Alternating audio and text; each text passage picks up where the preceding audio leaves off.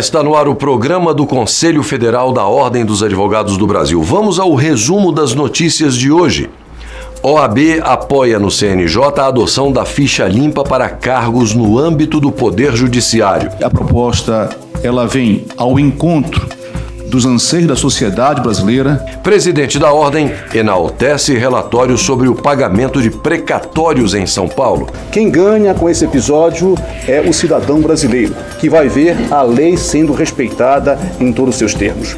Criação de um Conselho Superior para os Tribunais de Contas é tema de reunião realizada na sede da OAB. Nós temos assim a necessidade para consolidar o sistema de controle externo brasileiro da criação do nosso Conselho.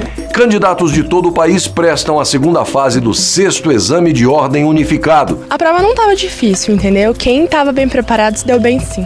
E ainda, OAB defende igualdade racial durante seminário no Tribunal Superior Eleitoral. O Estatuto da Igualdade Racial é uma grande conquista, mas certamente transformá-lo em realidade, vivenciá-lo, é o caminhar da luta. O programa está só começando. Fique com a gente e seja muito bem-vindo.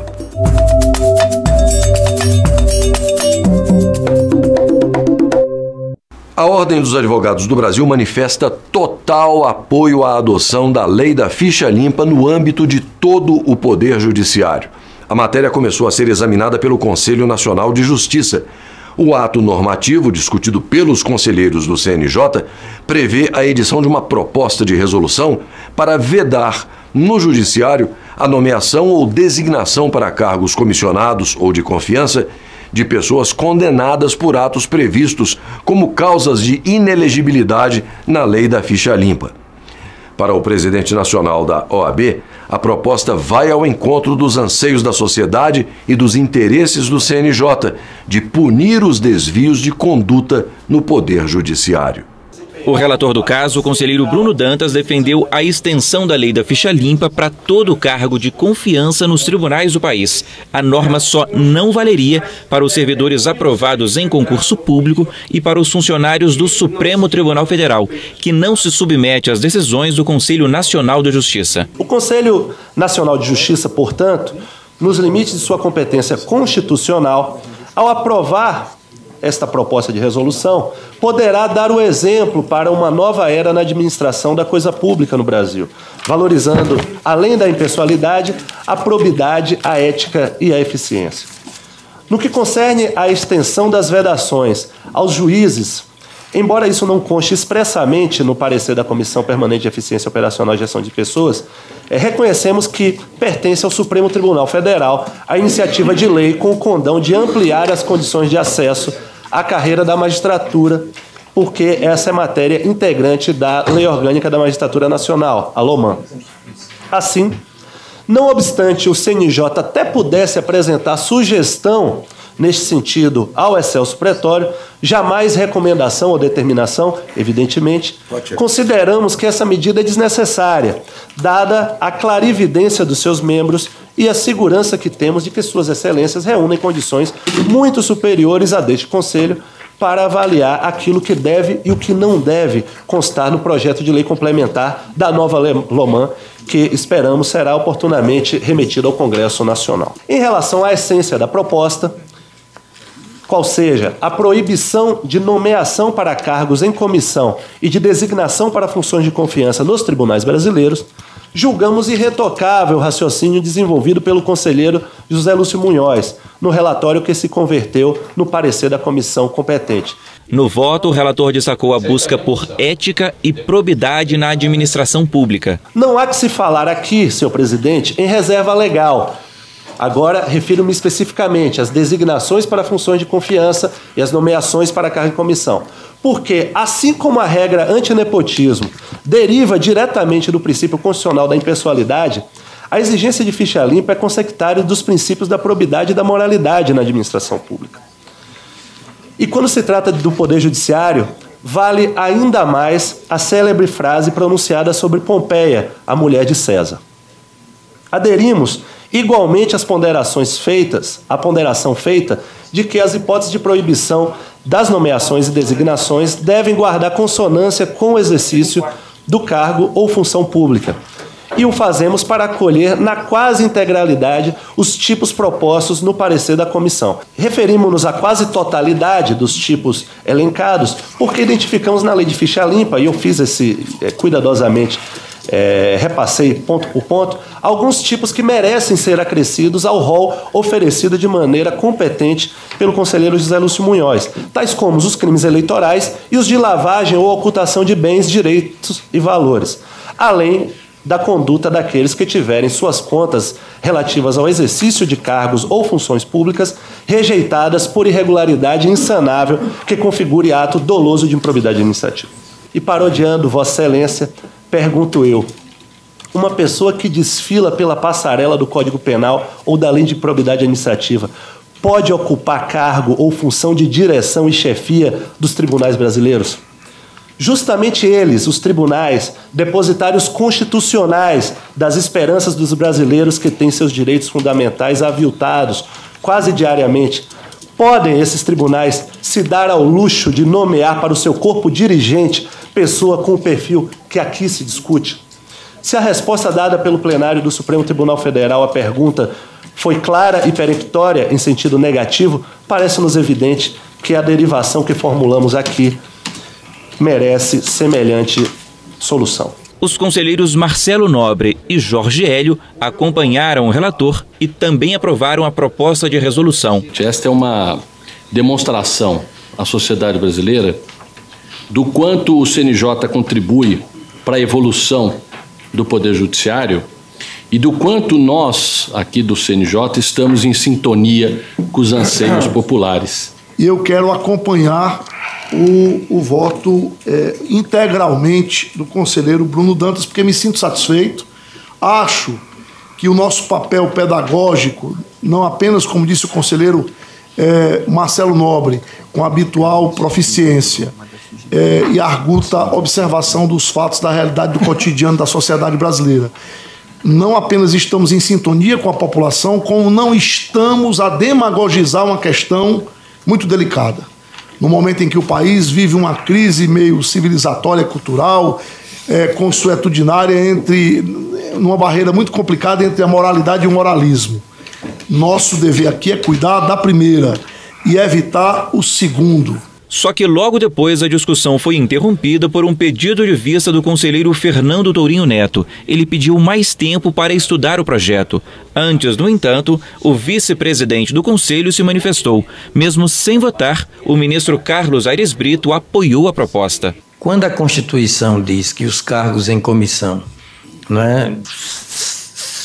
serão de livre nomeação, os cargos em comissão assim declarados em lei, ou seja, a lei declara que o cargo é em comissão, eles serão de provimento livre. A liberdade aí é restrita, não há necessidade do concurso, né? O administrador é livre para nomear sem a observância da regra do concurso. A liberdade aí é de significado bem restrito. É livre porque não está submetida à regra do concurso. Mas não é livre a autoridade para nomear qualquer um, repetindo, conselheiro Bruno, que tenha uma biografia, digamos assim, contraindicada para o serviço público, porque permeada, ou caracterizada por um passivo penal ou de improbidade administrativa avultado. Já o presidente da OAB lembrou que a medida vem ao encontro dos anseios da população brasileira e disse esperar que, além de ser aprovada, a resolução se espalhe para os outros poderes da República. Vejo nesse momento o CNJ ou a Justiça brasileira exercer a sua independência para proteger o poder judiciário e para proteger o cidadão brasileiro. Triste de um país em que a independência de um poder é exercida para proteger os seus integrantes e não para proteger aqueles a que deve servir esse poder como cidadão brasileiro.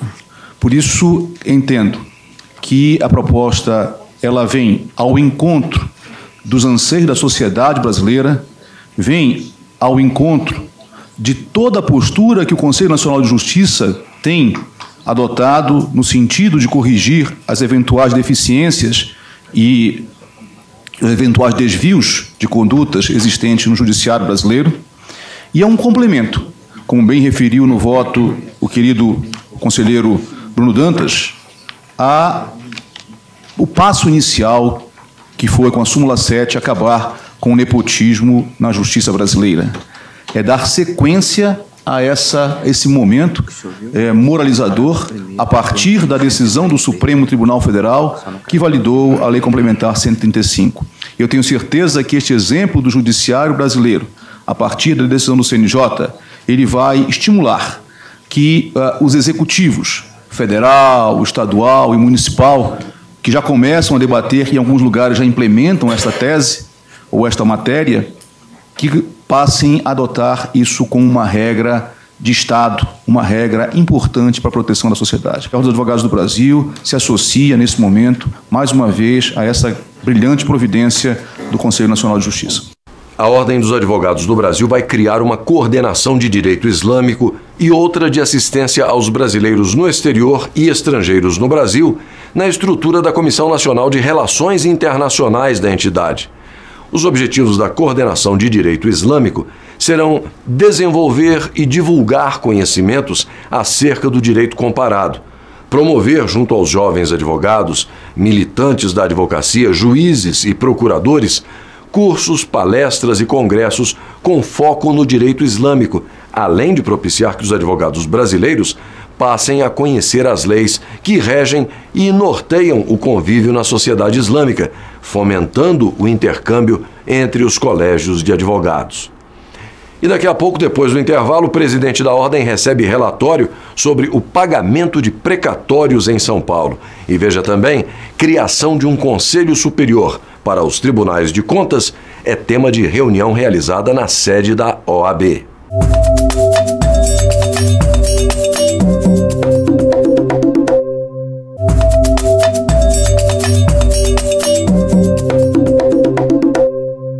A Corregedoria Nacional de Justiça apresentou um relatório sobre a situação do setor de precatórios do Tribunal de Justiça de São Paulo.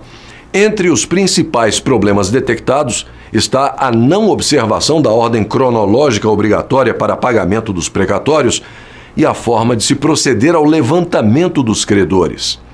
A dívida atual do Estado chega a 20 bilhões de reais. O estudo foi elaborado a pedido do próprio Tribunal Paulista e entregue à Ordem dos Advogados do Brasil. O estudo sobre a situação do setor de precatórios do Tribunal de Justiça do Estado de São Paulo foi entregue ao presidente nacional da OAB pela Corregedora Nacional de Justiça, ministra Eliana Calmon. Entre os principais problemas detectados está a não observação da ordem cronológica obrigatória para pagamento dos precatórios e a forma de proceder ao levantamento dos credores. Em entrevista coletiva, o presidente do TJ Paulista disse que a emenda 62 causou um verdadeiro tsunami no tribunal. Essa emenda 62, ela trouxe, como eu já disse, toda essa operacionalização da emenda dos pagamentos precatórios, tudo para o TJ, para os TJs, inclusive precatório da Justiça Federal e da Justiça do Trabalho. Então foi uma tsunami realmente que veio sobre o tribunal. E nós então ficamos com aquela estrutura pequena, e eu quis um diagnóstico isento, um diagnóstico técnico do CNJ, porque a partir daí nós podemos fazer alguma coisa. Não adianta nós fazermos diagnóstico interno, porque nós podemos pecar inclusive por falta de isenção. E eu quero um diagnóstico isento, para que eu possa realmente fazer e melhorar a situação, e nós vamos melhorar e vamos resolver isso. O relatório do CNJ deixa claro que não existe nenhuma irregularidade de ordem disciplinar. A ministra Eliana Calmon explicou que o Tribunal de São Paulo não está deixando de pagar os credores para manter recursos em caixa, apesar da dívida atual do Estado com relação aos precatórios chegar a 20 bilhões de reais. Não existe nenhuma irregularidade de ordem disciplinar no sentido de haver sombras de que o tribunal esteja usando o spread bancário, por isso que não está pagando os precatórios, ou está havendo por parte do tribunal a necessidade de fazer caixa e por isso não paga os precatórios. O que existe é uma gestão que está em desacordo com a resolução 115 do CNJ e uma gestão que também não atende às peculiaridades da emenda 62. A emenda 62, ela judicializou todo o processo de precatório. O que se passava anteriormente no Executivo passou a ser feito dentro do Judiciário, e isto está criando embaraços, não somente no Tribunal de São Paulo, mas em muitos tribunais, principalmente os tribunais maiores. O presidente nacional da OAB também participou da entrevista coletiva e ressaltou que quem ganha com o estudo sobre o pagamento dos precatórios em São Paulo é o cidadão brasileiro. O que a ordem quer, o que a sociedade quer, é que haja o cumprimento da lei, como tal o Tribunal de São Paulo quer, como a ministra Eliana também quer. Portanto, esse é o momento de nós celebrarmos, afastarmos todas as vaidades existentes e, a partir disso, construirmos em favor da sociedade brasileira, do cidadão. Quem ganha com esse episódio é o cidadão brasileiro, que vai ver a lei sendo respeitada em todos os seus termos. O presidente do Tribunal de Justiça Paulista elogiou a atuação do CNJ e da OAB como importantes parceiros para melhorar a administração da justiça. Nós precisamos dar satisfação ao público, dar satisfação à sociedade do que se passa na sua justiça. É hora de fazermos isso, e aqui nós temos o CNJ como parceiros e não como inimigos ou como adversários. Cumprimento também a ordem foi parceira, através da doutora Talolá, também o presidente da Ordem Nacional, e nós contamos sim com a ajuda da Ordem, contamos sim com a ajuda do CNJ, contamos sim com a ajuda da própria sociedade, através inclusive dos conselhos regionais de contabilidade e administração, que nós estamos buscando também, e do Poder Executivo e do Legislativo do Estado de São Paulo. Outro assunto abordado na entrevista coletiva diz respeito às inspeções que estão sendo realizadas nos pagamentos feitos aos magistrados do Tribunal de Justiça de São Paulo. O presidente nacional da Ordem afirmou que a fiscalização faz parte das atribuições da Corregedoria Nacional de Justiça e, por isso, as inspeções devem sim acontecer. Elas são previstas no regimento interno do CNJ, são previstas como uma atribuição da Corregedoria. Isso tem que ser feito efetivamente, porque essa é uma das missões do Conselho Nacional de Justiça. Portanto, nesse momento, é só agora termos conhecimento do que está no relatório, e do ponto de vista da advocacia, pode ter certeza que a Ordem vai contribuir para que aquilo seja efetivado, porque está pensando no cidadão brasileiro. O desembargador e presidente do TJSP afastou o termo investigação, a que estaria sendo submetida à corte. Não existe também nenhuma investigação, não existe nada disso. O que existe, por parte do CNJ, já me foi dito, é que em todos os tribunais haverá uma verificação de rotina nos pagamentos, e o Tribunal de Justiça não tem que ficar fora, porque isso seria uma quebra ao princípio da isonomia. O presidente nacional da OAB declarou ser favorável à criação de um Conselho Superior para os Tribunais de Contas, a exemplo do Conselho Nacional de Justiça e do Conselho Nacional do Ministério Público, que se encontram em plena atuação no país. Mas Ofir Cavalcante criticou a composição do que seria esse Conselho Nacional dos Tribunais de Contas, conforme estabelecida na proposta de emenda constitucional em tramitação no Congresso. O assunto foi debatido em audiência realizada na sede do Conselho Federal da Ordem. O presidente da OAB disse apoiar a criação de um Conselho Nacional dos Tribunais de Contas, mas não da forma como a proposta de emenda à Constituição que trata do tema sugere. No encontro com conselheiros estaduais e com o presidente da Associação dos Membros dos Tribunais de Contas do Brasil, Ofir Cavalcante criticou o texto que separa apenas 2 das 9 vagas para a sociedade civil. As outras 7 seriam de representantes dos tribunais. Fiz uma ressalva no tocante à composição desse conselho que eles hoje estão a defender. Na composição que eles defendem, num projeto do então deputado e hoje senador Vital da Paraíba, o conselho seria constituído de 9 membros, sendo 7 do sistema dos tribunais de contas, ou seja, envolvendo TCU, TCEs, TCMs, auditores e Ministério Público de Contas, e apenas 2 representando a sociedade civil, um do Senado, outro da Câmara dos Deputados.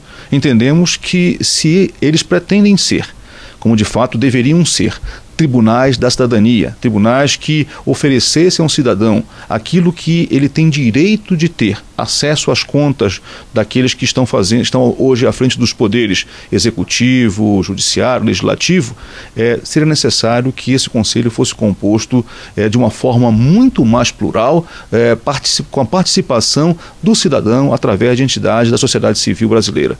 Por isso, nós entendemos que, do ponto de vista da composição, nós não podemos, neste momento, apoiar essa proposta, porque é uma proposta que fortalece muito mais o pensamento interno, não levando para o Conselho o pensamento da sociedade a respeito do que quer no tocante à prestação de serviços que os tribunais de contas devem fazer. O presidente da Associação dos Tribunais de Contas admitiu rever a composição de um possível conselho, mas no Senado. Na Câmara dos Deputados, o texto já estaria pronto para ser votado. Nós temos assim a necessidade para consolidar o sistema de controle externo brasileiro da criação do nosso Conselho, com duas funções básicas como a do CNJ, a função correcional, que é importante, a Corregedoria Nacional, mas para nós, tribunais, o mais importante é a função de normatização de um conselho com autoridade de Estado para podermos equalizar as atividades e as atribuições dos tribunais de contas no Brasil afora, ou seja,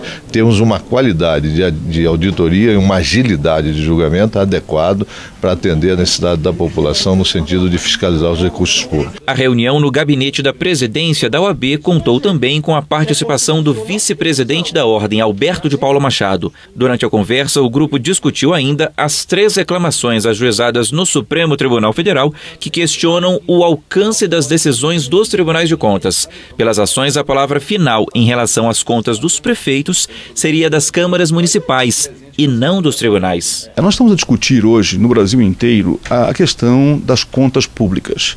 Como elas têm sido dirigidas, como elas têm sido maltratadas. Os tribunais de contas, independentemente das imperfeições, independentemente da falta de estrutura, realizam um serviço de controle das contas. Entretanto, isso não pode, em nenhum momento, ser determinante para que as análises feitas pelos tribunais de contas não sendo acolhida pelas câmaras municipais, elas constituam um verdadeiro álibi, um verdadeiro habeas corpus definitivo para os malfeitos por parte de prefeitos. Portanto, essa decisão do Supremo Tribunal Federal, do qual a Ordem vai se habilitar como amicus curiae no processo, ela objetiva justamente retirar dos tribunais de contas esse poder. E a Ordem não pode concordar. Se o prefeito errou, se cometeu tecnicamente uma improbidade administrativa, não será uma Câmara de Vereadores, que ele controla na maioria das vezes, que vai resolver a situação dizendo para ele que ele está liberado daquela acusação. Portanto, isso não é coerente, e inclusive é contraditório com a própria lógica da lei do ficha limpa. Por isso a Ordem vai defender o posicionamento de que prefeito que comete improbidade administrativa, independentemente das suas contas terem sido aprovadas pelas câmaras municipais, ele deve ser sim processado. O presidente do Conselho Federal da OAB informou que vai encaminhar a matéria para discussão no Pleno da Ordem nas próximas sessões ordinárias, para que a entidade passe a ter um posicionamento sobre a criação do Conselho Nacional dos Tribunais de Contas. E você confere a seguir como foi a segunda fase do 6º Exame de Ordem Unificado aplicado pela OAB. É no próximo bloco e você não pode perder. Nós voltamos em instantes.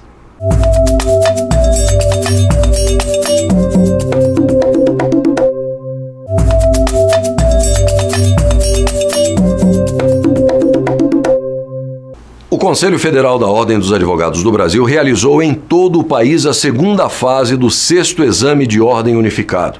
Quase 100 mil candidatos se inscreveram para a primeira fase do exame e mais de 36 mil foram aprovados para a segunda etapa. A prova foi aplicada no último dia 25 de março. Todos os diplomados em Direito que quiserem trabalhar como advogados precisam ser aprovados no exame da OAB.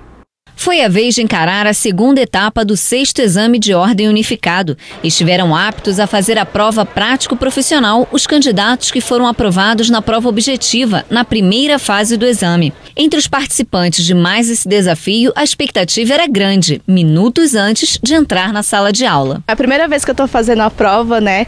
Eu estudei em casa, não fiz nenhum cursinho, eu espero não ter dificuldade nas questões na hora de realizar. A minha expectativa é positiva. Vou tentar, vou fazer para tributário, tentar ver se eu chego lá. É claro que tem o nervosismo, tá, de última hora, mas pelo que estudei, espero alcançar isso. Eu acredito que vai ser um pouco difícil, mas se Deus quiser vai cair as coisas que a gente estudou aí durante o curso, durante os cursinhos aí que a gente fez para essa segunda fase, específico para a segunda fase. Me preparei bastante, nesses 48 dias que a gente teve, foi um prazo bem longo, deu para estudar muito, fiz um cursinho, tanto é porque eu não terminei ainda a faculdade, escolhi direito tributário por considerar mais fácil, então me preparei bastante. A primeira fase eu achei difícil, mas graças a Deus consegui a aprovação, então eu corri atrás bastante para ter o êxito agora nessa segunda fase, que eu espero que dê tudo certo e com certeza vai dar. Torcendo aí que dê tudo certo aí, não vai ser fácil, mas tem as pegadinhas, né? Mas estamos um pouco preparados,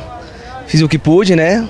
E vamos aí, vamos tentar matar esse segundo leão aí. Graças a Deus a primeira foi um pouco difícil, mas conseguimos êxito e vamos partir agora para a segunda. Estou preparada para tirar pelo menos um 9 aí, estudei bastante, noites aí sem dormir, né? Estou com uma expectativa boa, mas a prova com certeza não vai ser fácil, tá? Não vai ser fácil porque cada dia que passa está complicando mais e mais e mais, mas os alunos estão se preparando cada vez mais também, né, para enfrentá-la. Estou confiante, né? Estudei, espero alcançar meu objetivo. E vamos nessa. Em todo o país, na primeira fase do 6º Exame de Ordem Unificado, 99.712 candidatos estiveram presentes e 2.184 não compareceram. Na segunda fase da prova da OAB, os candidatos tiveram que redigir uma peça profissional valendo 5 pontos, além de responder a 4 questões valendo 1,25 pontos cada, sob a forma de situações problema, nas seguintes áreas de opção do examinando: direito administrativo, direito civil, direito constitucional, direito empresarial, direito penal, direito do trabalho, direito tributário ou processual. E foi dada a largada, os portões foram fechados. Agora é confiar e esperar. Mas nem todos conseguiram chegar a tempo de realizar a tão esperada prova. E a candidata não foi a única que se atrasou e teve que voltar. Decepção para alguns, alegria para outros, que saíram otimistas da segunda fase do 6º Exame de Ordem Unificado da OAB. A prova não estava difícil, entendeu? Quem estava bem preparado se deu bem sim. Eu não digo de mim porque a gente sabe quando a gente podia ter se esforçado um pouco mais, mas no mais tá tudo bem. Com a ajuda do Vadimeco aqui deu para responder de forma bem razoável e espero que eu possa passar aí nessa batalha aí. Eu fiz na área penal, né, e acho que imagino que a peça tenha sido um pedido de relaxamento de prisão. Tava fácil a prova? Acho que mais ou menos. Mas deu para passar? Acredito que sim. Foi boa, os temas abordados estavam dentro do que a gente tinha estudado e esperar o resultado agora, né? Não achei muito fácil não, mas tô confiante. Estava muito bem elaborada, muito boa. Me saí muito bem, achei excelente. É a segunda vez que eu faço, a primeira vez eu achei que foi uma prova um pouco mais confusa. Infelizmente houve uns problemas durante a aplicação, mas essa foi perfeita. Agora é esperar pelo resultado preliminar, previsto para ser divulgado no dia 17 de abril.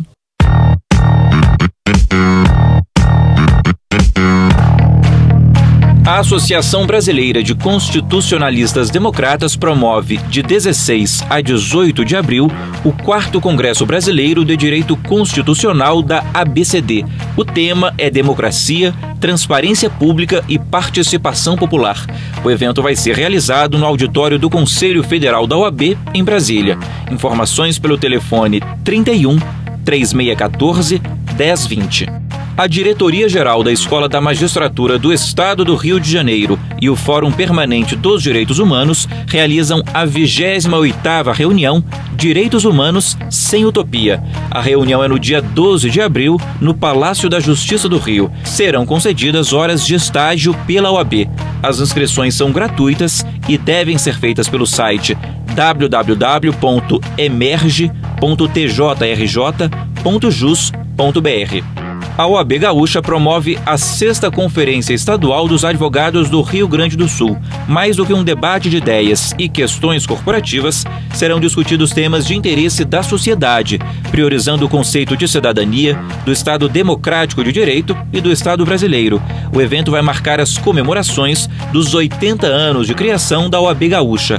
A conferência será realizada de 11 a 13 de abril no Hotel Plaza São Rafael, em Porto Alegre. Inscrições e mais informações no site www.oabrs.org.br. E no próximo bloco você vai ver a advocacia brasileira marca presença em seminários sobre igualdade racial e eleições. O programa OAB Nacional volta já. Não saia daí.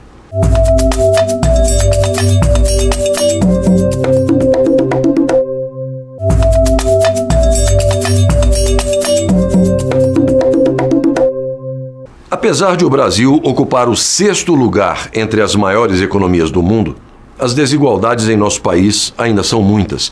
E não são só na área econômica, não, mas também no aspecto sociocultural.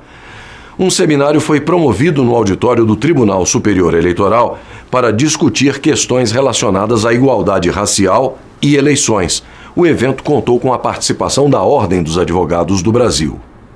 Reforma política e eleições foram os assuntos mais discutidos no debate sobre igualdade racial que aconteceu no auditório do Tribunal Superior Eleitoral. O secretário-geral da OAB, Marcos Vinícius Furtado Coelho, esteve representando a entidade no evento e fez o discurso de abertura do seminário. O secretário declarou que a Ordem dos Advogados do Brasil é a favor das cotas raciais no ensino superior e defendeu a efetivação do Estatuto da Igualdade Racial. O Conselho Federal da Ordem dos Advogados se faz presente nesta solenidade com uma palavra de apoio à iniciativa que se inicia com base neste seminário.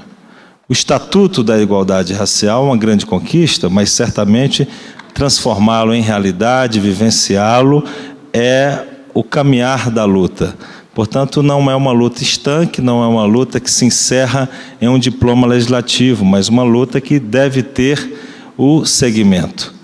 Eu costumo dizer que não há uma passagem mais bela no direito, uma construção mais altiva do direito, e é uma construção obra da luta da sociedade, do que aquela que afirma, sob o princípio da igualdade, que a igualdade está em tratar igualmente os iguais e desigualmente os desiguais na medida inversa em que se desigualam, no sentido de impor ações afirmativas, realizar ações concretas que façam com que a igualdade saia do plano meramente formal, meramente uma escrita posta no texto normativo e se transforme numa igualdade vivenciada na concretude. Por isso que o Conselho Federal da OAB tomou uma posição, a unanimidade de seus membros a favor das cotas raciais,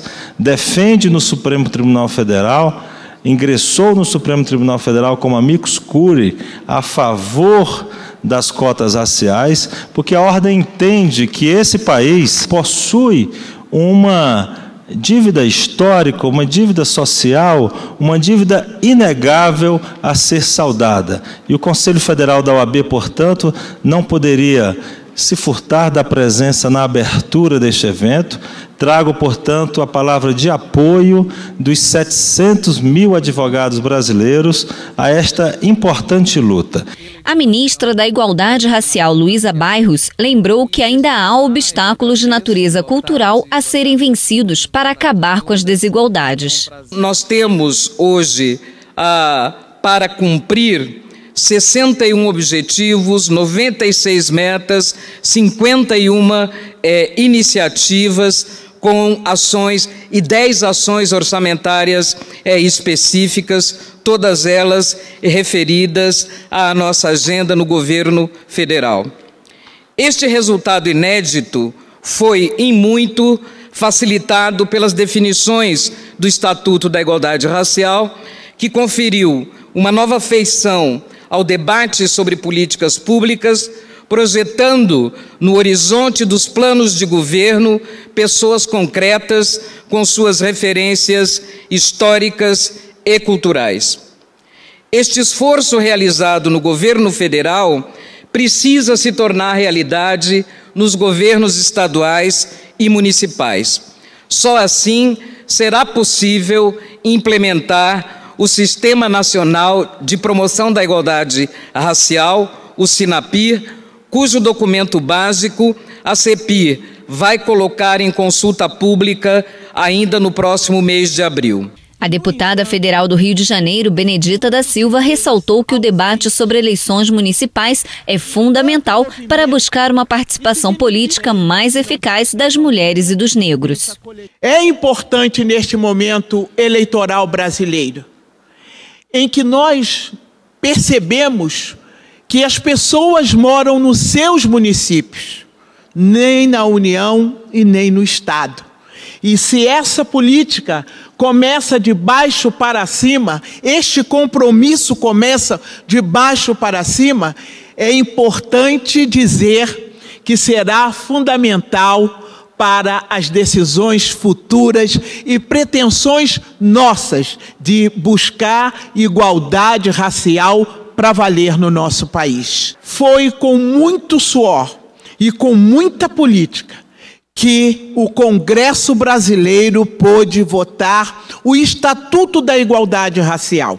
E nós estamos dizendo que esse estatuto ainda não é o estatuto, não apenas dos nossos sonhos, mas o estatuto perfeito para a aplicação dos instrumentos políticos necessários para fazer e ter e dar as oportunidades iguais.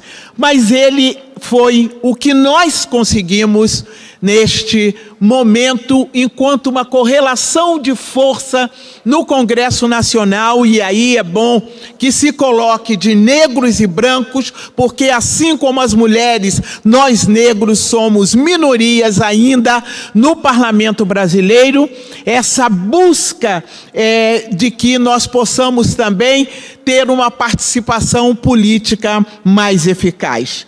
Durante o seminário foi discutida a questão do Brasil chegar em 2027 como o quarto país mais rico do mundo e ainda assim manter o atual quadro de exclusão e desigualdades raciais. Se estamos diante de eleições municipais, certamente temos que aproveitar este momento democrático da vida nacional para discutir formas concretas de assegurar a participação na política nacional de todos os segmentos brasileiros, para que nós tenhamos realmente uma democracia que represente essa diversidade de nosso país e não uma democracia apenas elitista. Sem dúvida alguma, uma democracia autêntica é aquela que representa diretamente a vontade, os anseios e as representações e a diversidade de nosso país. Também estiveram presentes no seminário o secretário-geral do TSE, Manuel Carlos de Almeida Neto, a vice-procuradora do Ministério Público Federal, Sandra Curial, e o senador Valdir Raupp, presidente do PMDB. O evento marcou as comemorações pelo 9º aniversário da Secretaria de Políticas de Promoção da Igualdade Racial.